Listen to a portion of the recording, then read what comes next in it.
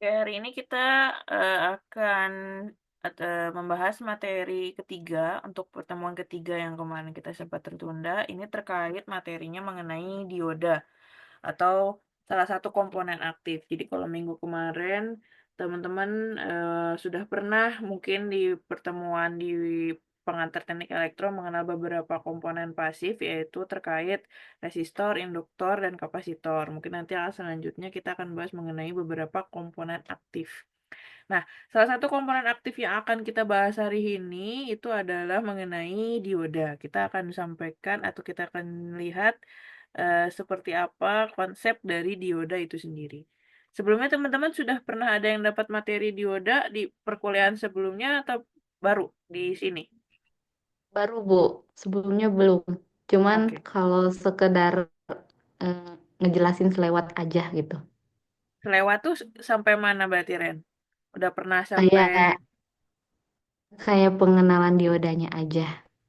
Oh, Kayak oke. bentuknya gitu. Oke, kalau gitu. Mungkin ini sekalian ini ya, merefresh kembali. Mungkin materinya mungkin sedikit sudah pernah disampaikan. Jadi dioda sendiri secara pengertian ini adalah ya itu tadi komponen elektronika.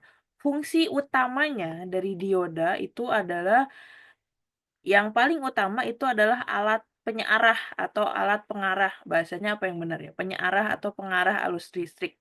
Biasanya ini dipakai untuk menyearahkan arus listrik khususnya di beberapa perangkat misalnya dari perangkat AC kemudian apa listrik AC sorry kemudian diarahin ke DC kira-kira gitu kebanyakan tapi fokusnya itu adalah sebagai alat penyearah atau alat pengarah. Saya nggak tahu bahasa yang benar gimana, tapi intinya dia menyearahkan arus listrik, kira-kira seperti itu. Jadi yang awalnya bolak-balik menjadi satu arah. Kan kalau teman-teman ingat konsep arus listrik itu kan ada yang AC, ada yang DC. Kalau yang AC kan itu bolak-balik ya. Kalau yang DC itu searah. Nah, dari AC itu bisa dialihkan ke DC itu menggunakan dioda. Nah, dioda ini terbahan utamanya itu terbuat dari silikon atau bisa juga terbuat dari germanium. Ini punya karakter yang berbeda dan akan mempengaruhi nanti nilai voltasenya. Nanti kita lihat. Nah, secara umum simbol dioda itu digambarkan dalam bentuk rangkaian seperti ini ya. Secara umum seperti ini. Nah, bahan dari tentunya bahan dari dioda ini adalah bahan utamanya adalah bahan semikonduktor ya. Bahan utamanya adalah semikonduktor. Semikonduktor yang dipasang di dioda ini ada dua jenis. Ada yang disebut dengan anoda, ada yang disebut dengan katoda. Bedanya, anoda itu biasanya itu bernilai positif, sedangkan katoda itu biasanya bernilai negatif. Nah, teman-teman perhatikan juga bentuknya ya, simbolnya nih, yang segitiga gini. Nah, ini yang segitiga yang gini, ini adalah bagian yang anoda. Nah, yang bagian yang sendirian gini, ini disebut dengan katoda. Jadi jangan sampai kebalik ya. Kalau saya dulu diajarinya supaya nggak kebalik antara anoda dan katoda ya. Kan bentuk katoda tuh di ini seperti ini, terus ini ada begini ya. Nah ini persis kayak huruf K tapi kebalik. Makanya bagian yang sebelah sini itu disebut dengan bagian katoda. Nah, ada anoda, ada katoda. Anoda ini bernilai positif, katoda ini bernilai negatif ya. Oke. Itu ini simbol utamanya seperti ini. Nah, ini tadi yang saya bahas juga di awal. Jadi bahan utamanya itu adalah semikonduktor. Ya, bahan utamanya semikonduktor. Nah, anoda katoda ini disambungkan secara PN. Kita bilangnya secara PN. P itu adalah positif, N itu adalah negatif. Tadi yang sudah saya bilang, kaki dioda yang terhubung pada semikonduktor P, ini namanya ini ya, semikonduktor tipe P, itu disebut dengan anoda dan dia bernilai positif. Kemudian semikonduktor tipe N ini kaki dioda yang terhubung pada semikonduktor tipe N itu disebut dengan katoda dan ini dia bernilai negatif. Nah, ini bentuknya Mungkin teman-teman juga sudah pernah melihat ya, mungkin nanti di praktikum mungkin akan secara detail mungkin melihat alatnya. Saya juga kurang tahu, belum konfirmasi dengan tim aslabnya. Tapi kira-kira bentuknya seperti ini. Nah, biasanya untuk bedain anoda sama katoda kan kalau di alat di komponen seperti ini kan kita nggak bisa lihat bentuk simbol kayak tadi gini ya. Nah, kayak gini kan kita nggak bisa lihat. Nah, biasanya itu kita bisa bedain mana anoda, mana katoda.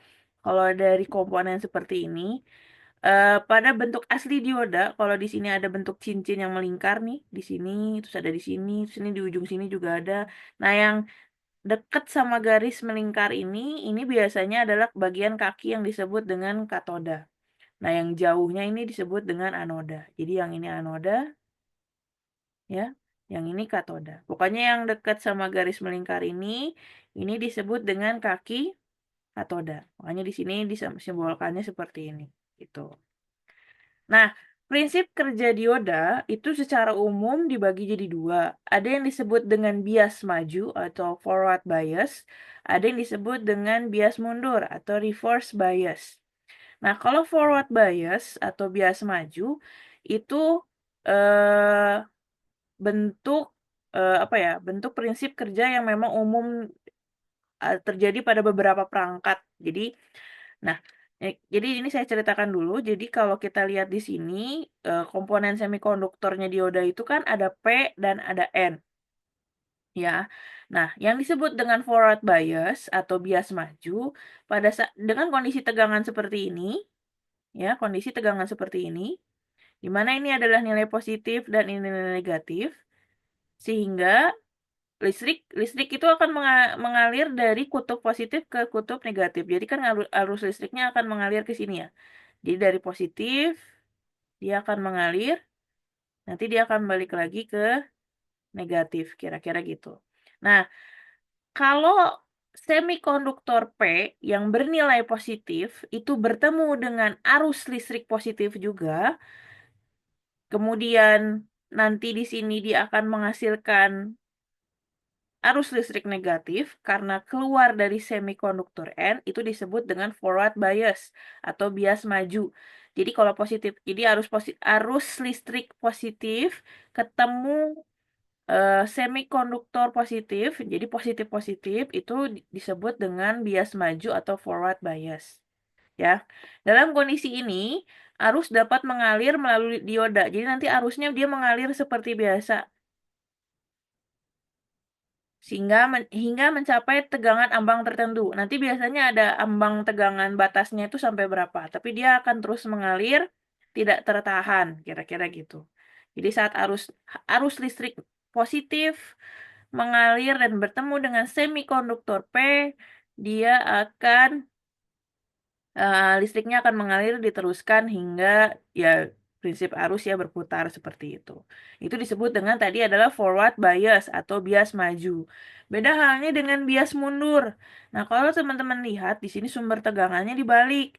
Jadi yang awalnya sebelah sini positif, sini jadi negatif, sekarang dibalik. Yang sini negatif, sini positif. Impact-nya listrik akan mengalir dari sini kan, dari positif, dia akan berbalik. Makanya disebutnya dengan bias mundur atau reverse bias. Reverse bias. Jadi dia ngalirnya mundur. Kenapa mundur? Karena arus listrik yang positif pertama kali akan bertemu dengan semikonduktor N. Semikonduktor N ini bernilai atau dia merupakan kutub negatifnya kira-kira gitu. Sedangkan arus listriknya itu positif. Jadi arus listrik positif bertemu dengan semikonduktor negatif. Nah, efeknya kalau tadi forward bias listriknya terus mengalir, nah kalau yang ini dia nggak ngalir. Kenapa nggak ngalir? Karena listriknya kan ngalir ke sini, tapi ketahan sama yang ini. Nah, dalam kondisi ini, arus hanya akan mengalir jika tegangan mundur melebihi nilai tertentu. Jadi tegangan mundurnya ini, tegangan ininya nih, tegangannya, dia harus melebihi dari nilai tertentu atau disebut dengan tegangan tembus. Kalau ternyata tegangannya masih di bawah batas level tertentu, ya dia ketahan. Jadi arusnya hanya ketahan Di sini nanti dia akan tertahan di diodanya. Di sini dia akan tertahan. Jadi ini nggak akan mengalir ke sini. Makanya disebut dengan bias mundur atau reverse bias kira-kira gitu. Ya. Nah, ini beberapa poinnya tadi yang saya jelaskan. Jadi kalau forward bias, tegangan sisi P itu lebih besar daripada sisi N. Dan juga sisi P akan mendapatkan arus yang bernilai positif. Sisi N akan mendapatkan arus yang nilai negatif. Maka akan terjadi aliran listrik dari sisi P ke sisi N. Itu poin utamanya. Makanya disebutnya dengan forward bias. Jadi dia maju. Jadi beberapa ciri-cirinya forward bias itu adalah arus listrik mengalir atau maju. Tadi makanya dibilang tegangan maju. Kemudian kalau reverse bias, ciri utamanya arus listriknya tertahan. Kalaupun dia bisa mengalir, dia hanya bisa mengalir jika tegangan yang diberikan di sini itu memiliki nilai tegangan tertentu, gitu ya. Jadi akan beda nanti kondisinya. Nah, tegangan yang dilewati dioda dalam keadaan forward bias, nah ini akan beda kondisinya pada dioda yang berbahan dasar silikon atau germanium itu kondisinya akan beda. Jadi tegangan itu saat masuk ke sini ke dioda dia tegangannya akan turun. Jadi yang awalnya misalnya di sini 10 volt ya. Nah, saat dia masuk ke dioda dia tegangannya akan turun, tidak akan jadi 10 volt lagi. Tegangannya akan turun sebesar kalau silikon akan turun sebesar 0 jadi maksudnya pengurangannya adalah sekitar 0,7 volt. Kalau germanium pengurangannya adalah 0,3 volt. Kira-kira gitu. Nanti di sisi N-nya dia akan kembali lagi normal lagi, kira-kira gitu. Nah, kalau untuk reverse bias, tadi kalau ini reverse bias ini konsepnya berbalik tadi dengan forward bias, ya. Jadi kalau sisi P di forward bias sisi P ketemu nilai positif, jadi P ketemu P ya. Kalau si reverse bias, nah sisi N itu akan ketemu yang nilai positif. Efeknya adalah tadi akan menahan arus listrik sehingga arus listrik tidak mengalir sebagaimana mestinya. Jadi nggak mengalir. Nah, akibatnya karena listriknya tertahan atau arus listriknya tertahan akan memunculkan yang namanya lapisan deplesi. Nah, ini disebut dengan lapisan deplesi atau depletion layer. Depletion layer ini lah yang menghalangi terjadinya arus untuk mengalir sebagaimana mestinya. Jadi ketahan di dioda itu karena memunculkan lapisan deplesi. Kenapa lapisan deplesinya muncul? Yaitu tadi karena sisi N terisi arus yang positif. Jadi sisi N yang ini terisi arus yang positif. Kira-kira itu. Jadi makanya akan memunculkan yang namanya lapisan deplesi. Nah, ini gambarannya lapisan deplesi, ya. Ini ilustrasi saja. Nah, ini disebut dengan lapisan deplesi. Lapisan deplesi ini akan muncul di tengah-tengah antara semikonduktor yang P dan semikonduktor yang N. Dia akan muncul di tengah-tengah. Semakin banyak arus positif yang masuk ke sisi N, maka ini akan menebalkan lapisan deplesi ini. Makin tebal, makin tebal, makin tebal, kira-kira gitu. Nah, ini juga nanti ujung-ujungnya sebenarnya akan menyeimbangkan antara hole dan elektron yang ada di sini, kira-kira gitu. Nah, itu penyebab munculnya lapisan deplesi atau depletion layer sehingga menyebabkan arus tidak mengalir dari katoda ke anoda. Nah, ini. Nah, kalau dioda ini dipakai di rangkaian listrik, ya, dioda ini dipakai di rangkaian listrik. Ini ada dioda ya. Ini juga ada dioda dipakai di rangkaian listrik. Nah, kalau ternyata kita pakai konsep forward bias, tadi forward bias itu konsepnya adalah arus listriknya mengalir seperti biasa ya. Arus listriknya mengalir seperti biasa, jadi kalau ini positif dia akan mengalir ke sini. Nah, ini forward bias. Nah, dia akan menyebabkan lampunya ini menyala. Kenapa lampunya menyala? Karena ada arus yang mengalir di diodanya. Jadi mengalir aja biasa. Makanya lampunya nyala. Nah, tapi kalau reverse bias, karena dia mengalir ke sini, kemudian dia ke sini, ya walaupun di sini ini salah ya posisinya ya. Sorry. Ini harusnya posisi diodanya di sini harusnya. Ya, tapi gambarannya seperti ini. Tapi karena arusnya bertemu dengan semikonduktor yang negatif, sehingga arus listriknya tertahan, sehingga tidak ada listrik lagi yang diteruskan. Selanjutnya ini nggak ada. Jadi tertahan di diodanya. Sehingga membentuk tadi yang disebut dengan lapisan depresi. Begitu kira-kira, ya. Sampai sini ada yang mau ditanyakan dulu, teman-teman?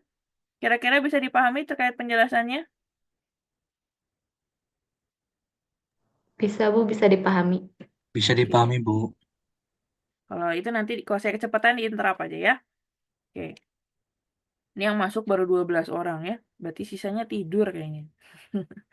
Oke, teman-teman. Nah, tadi setelah kita belajar mengenai konsep dioda, nah dioda ini jenis-jenisnya sebenarnya banyak. Cuma saya hanya batasi di pertemuan ini mungkin hanya beberapa. Hanya 3 jenis dioda saja.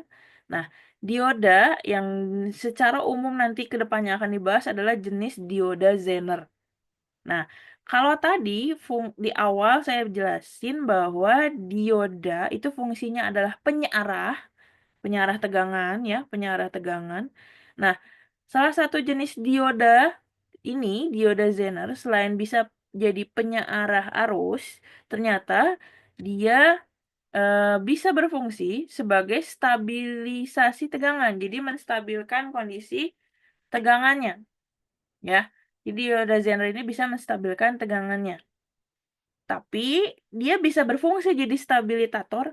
Bahasanya stabilisator ya, menstabilkan tegangan. Dia bisa menstabilkan tegangan, tapi ternyata dia punya syarat dan ketentuan yang berlaku untuk bisa jadi penstabil tegangan. Nah, tentunya tadi secara umum kan dioda itu diberikan tegangan itu ada 2 jenis, ada yang forward bias dan ada yang reverse bias, ya, itu 2 jenis tegangan yang diberikan di dioda. Kalau dioda ini diberikan tegangan forward bias, maka dioda Zener akan berfungsi sebagai dioda biasa, dioda secara umumnya, yang berfungsi sebagai penyearah arus. Tapi, jika dioda Zener ini diberikan tegangan yang disebut dengan reverse bias, nah, jadi ternyata syarat dan ketentuannya itu tergantung dari jenis tegangannya. Kalau tegangannya forward bias, diodanya ya berfungsi sebagai dioda pada umumnya, sebagai penyearah arus. Tapi kalau ternyata diodanya dikasih tegangan yang disebut dengan reverse bias, maka akan berfungsi sebagai penstabil tegangan. Jadi tegangannya distabilkan. Kira-kira gitu. Jadi stabilisasi tegangan atau stabilisator ini bisa berfungsi kalau dioda Zener diberikan yang namanya tegangan reverse bias ya. Kalau dikasih forward bias ya dia fungsinya akan jadi ini aja dioda biasa. Nah, ketika tegangan reverse bias maksimum, maka arus listrik akan mengalir seperti nah, ini perlu kita mundur lagi. Tadi kan kalau teman-teman ingat dioda, kalau dikasih reverse bias, sebenarnya harusnya dia nggak boleh ngarilin arus listrik. Karena tadi apa kutub listriknya itu ketemu antara arus listrik positif ketemu sama yang dioda yang apa semikonduktor yang negatif. Sehingga memunculkan tadi yang namanya lapisan apa tadi?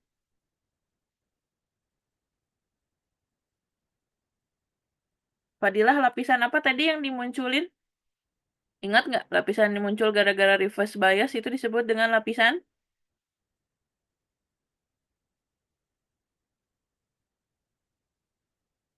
Ada Fadilah di sini? Fadilah Arianto.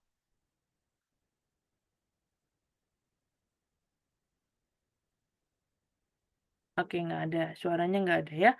Lisman Hoshiban ada di sini? Ya, Hoshiban. ada, Bu.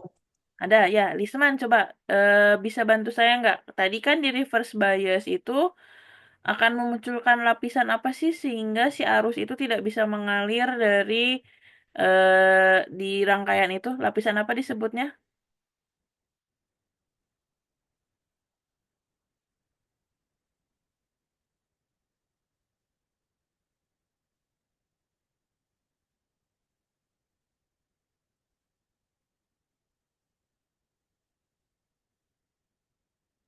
Kira-kira bisa tahu nggak, Man? Atau lupa? Atau Lisman baru masuk ke grup? Ya, kalau nggak salah depresi, Bu. Ya, lapisan depresi ya. Jadi lapisan depresi tadi itu yang memblok si arus itu mengalir. Nah, tetapi lapis tegangan penggunaan tegangan reverse bias ini ternyata tetap bisa mengalirkan arus listrik, tapi dengan syarat reverse biasnya menggunakan tegangan yang maksimum. Nah, definisi maksimum ini yang belum bisa kita ketahui karena setiap spesifikasi dioda itu akan berbeda, ya. Nah, arus listrik yang dihasilkan ini sebenarnya tidak akan merusak dioda jika tidak melebihi apa yang telah ditentukan. Jadi nanti tegangan reverse bias untuk dioda Zener ini ada ketentuannya sendiri ya. Sehingga nanti dia akan berfungsi sebagai sorry.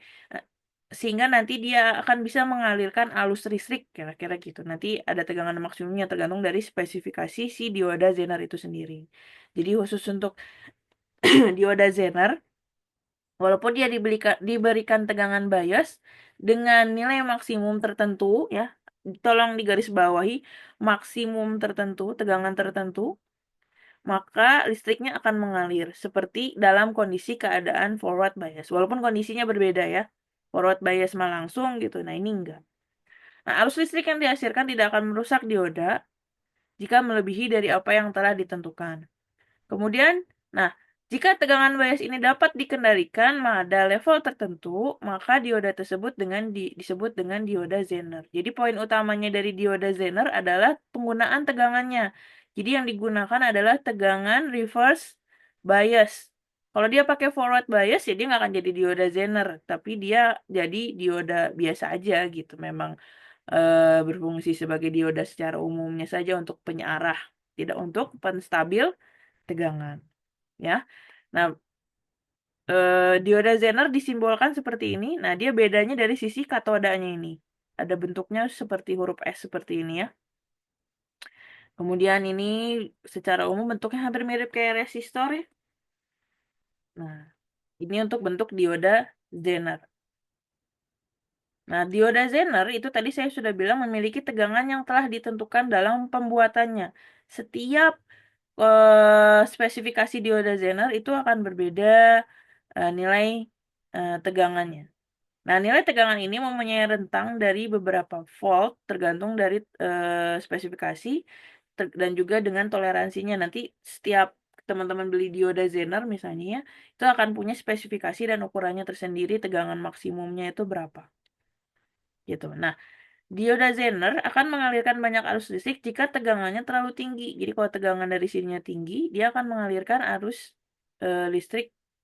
Sorry, kalau arus listrik tegangan tinggi, dia akan mengalirkan banyak arus listrik kira-kira gitu dan mengurangi arus listrik jika tegangan terlalu rendah. Jadi si ininya nih, diodanya.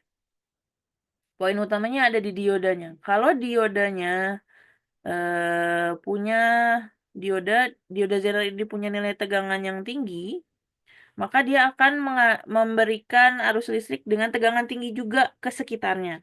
Tapi kalau ternyata dioda Zener ini punya tegangan yang rendah, ya, tegangannya rendah, maka akan menyebabkan tegangannya stabil. Nah, ini contohnya ini saya gambarin di sini. Jadi tegangan sumbernya di sini adalah 12 volt misalnya. Diodanya 9 volt, berarti tegangan diodanya itu lebih rendah daripada si tegangan rangkaiannya. Ya, tegangan rangkaiannya di sini 12 volt, tegangan diodanya 9 volt.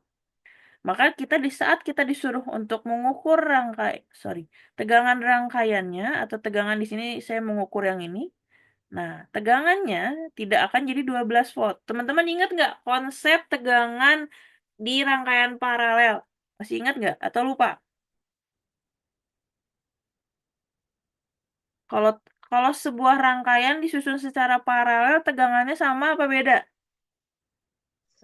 Sama, Bu. Ya, Sama. sama ya. Nah, berarti secara teori seharusnya di sini yang di reload di air load ini atau apa resistor yang beban ini harusnya teorinya berapa volt kalau ngikutin teori?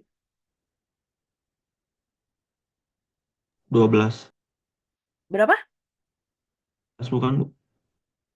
Berapa siapa tadi? Nuriansah ya? Nur Ihsan, sorry. Nur Ihsan Sofyan. 12 Bu. Ya, 12 ya. Teorinya 12 volt. Nah, dengan menggunakan dioda Zener, tegangan yang terukurnya itu tidak akan jadi 12 volt. Tergantung dari tegangan si dioda itu sendiri.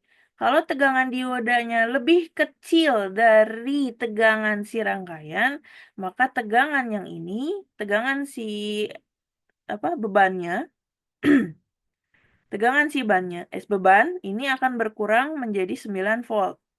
Besarannya akan mengikuti sama dengan si diodanya. Tapi misalkan ternyata diodanya ini eh misalnya voltasenya lebih dari 12 misalnya, 13 volt. Nah, bisa jadi nah di sini di air load-nya itu voltasenya akan tetap 12 volt. Tidak akan jadi 13 volt, ya. Akan tetap sama saja. Nah, makanya disebut dengan penstabil tegangan. Misalkan ternyata teman-teman butuh menurunkan tegangan di sini kira-kira gitu. Nah, di sini berarti tinggal pakai dioda yang diharapkan voltasenya. Jadi misalnya teman-teman punya sumber rangkaian, ternyata voltasenya kegedean. Kalau teman-teman turunin voltasenya misalnya ya, turunin voltasenya jadi 9 volt, nah ternyata berimpact ke beban di sini, beban yang R1 misalnya. Padahal R1 ini tetap harus 12 volt. Nah, teman-teman pingin ngubah si beban yang di ujung nih. Beban yang di ujung jangan 12 volt. Karena saya butuhnya nggak 12 volt, tapi 9 volt. Nah, salah satu caranya adalah dengan menggunakan tadi yang disebut dengan dioda Zener. Dioda Zenernya, voltasenya bisa menggunakan voltase di bawah dari tegangan yang seharusnya. Biasanya gitu. Ya, makanya disebut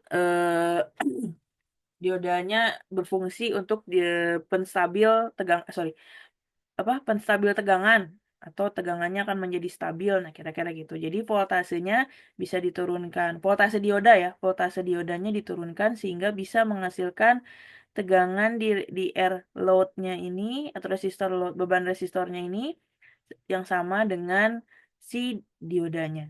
Kira-kira gitu. Kira-kira bisa dipahami yang ini oleh teman-teman? Bisa Bu. Bisa, Bisa, Bu. Bu. Bisa, Bu. Oke, Mutia, kira-kira bisa dipahami Mutia? Bisa, Bu. Oke, mau tanya, berarti kalau bisa, berarti konsep dari dioda Zener dia pakai tegangan apa, Mutia? Reverse atau forward? For reverse kalau reverse gak, bukan, Bu. Dua-duanya bisa, pakai forward bisa, pakai reverse bisa.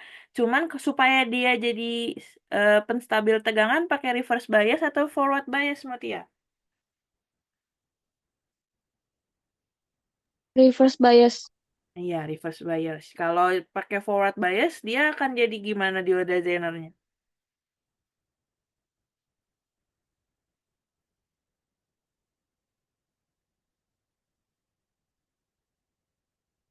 Ini keluar.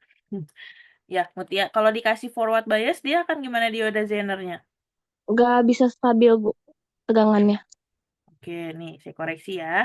Jadi kalau dioda Zener itu menggunakan yang namanya reverse bias supaya dia bisa jadi stabil tegangan. Betul tadi. Nah, gimana kalau dioda Zener ini dikasih forward bias? Nah, dia akan berfungsi sebagai dioda secara umum. Dioda secara umum itu berfungsinya sebagai apa? Ada yang ingat tadi di awal saya bilang, Penyearah arus Bu. nah, penyearah arus ya.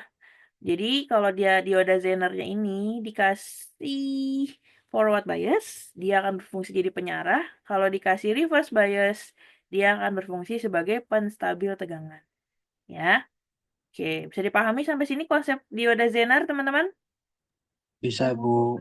Oke. Bisa, Bu. Oke, jenis dioda selanjutnya adalah bentuk LED ya. Nah, ini teman-teman mungkin sering ketemu di praktikum ya, LED atau light emitting dioda. Jadi dioda yang menghasilkan cahaya. Nah, simbolnya tolong diperhatikan, simbolnya di sini dia bentuk dioda tapi ada tanda panah keluar dua. Nah, ini adalah lambang dari LED simbolnya. Nah, biasanya LED hanya dipakai sebagai lampu indikator saja. Kalau teman-teman kenal seven segment, Ada yang pernah ngeliat seven segment nggak? Atau belum? Belum, Bu. Oh, belum pernah lihat seven segment ya. Eh, seven segment itu adalah, di sini saya nggak munculin gambar seven segment lagi, sebentar. Seven segment itu, nanti teman-teman bisa cari ya, seven segment itu apa? Tulisannya seven segment. Seven segment ini, kalau teman-teman sering lihat ini ya, tulisan berjalan di, nah di teknik elektro tuh yang di depan yang TU-nya kan ada tulisan yang papan berjalan itu ya. Teknik Elektro, Fakultas Teknik Universitas Jenderal Ahmad Yani dan lain-lain. Nah, itu dibuat dengan menggunakan yang namanya seven segment. Seven segment ini merupakan kumpulan banyak LED. Jadi kalau LED ini digabung-gabung, dia akan menjadi seven segment. Seven segment ini kalau digabung, jadi akan menjadi yang disebut dengan, mungkin kalau bahasa kita apa ya? Nggak tahu lah bahasanya apa. Kalau bahasa saya bilangnya papan berjalan. Jadi papan dengan tulisan berjalan. Gitu. Yang di depan teknik elektro. Nah, itu adalah komponen gabungan beberapa komponen yang disebut dengan seven segment. Dan seven segment ini merupakan gabungan dari beberapa LED. Nah, itu jadi nanti kalau dari LED itu bisa jadi bentuk yang seperti itu. Nah, itu ada programmingnya sendiri. Kira-kira pengaturannya seperti itu. Nah, selain LED yang berkaitan dengan cahaya, ada yang disebut dengan fotodioda. Nah, fotodioda sama LED ini dua konsep yang berkebalikan. Kalau LED dia menghasilkan cahaya. Kalau LED ya, dia menghasilkan cahaya. Makanya tanda panahnya keluar. Jadi cahayanya keluar, maksudnya gitu. Nah, kalau fotodioda itu dia menyerap cahaya atau dia bekerja berdasarkan intensitas cahaya. Jadi dia nggak perlu pakai tegangannya dia atau energinya dapat dari intensitas cahaya. Makanya di sini lambangnya adalah tanda panah yang masuk ke dalam. Jadi dia konsepnya adalah menyerap cahaya. Jika fotodioda terkena cahaya, maka fotodioda akan berperan sebagai dioda secara umum. Ya, di dioda secara umum itu berfungsi sebagai penyarah arus listrik. Tapi kalau ternyata fotodioda tidak terkena cahaya, ya dia akan berfungsi sebagai resistor dengan nilai tahanan yang cukup besar dibandingkan dengan resistor yang ada umumnya. Misalnya kalau resistor yang ada umumnya misalnya 10 ohm, nah mungkin dia bisa sampai ratusan atau ribuan ohm. Atau mungkin umumnya misalnya 100 kilo ohm, nah mungkin dia bisa lebih dari 100 kilo ohm. Jadi intinya nilainya definisinya besar itu memang besar sekali. Sehingga dia benar-benar menahan dan menyebabkan arus listrik tidak dapat mengalir sama sekali. Itu. Jadi konsepnya dari cahaya, kalau dia dapat cahaya dia jadi dioda, kalau dia tidak jadi cahaya dia akan menjadi resistor dengan nilai tahanan yang sangat besar. Begitu kira-kira. Ya. Oke, teman-teman.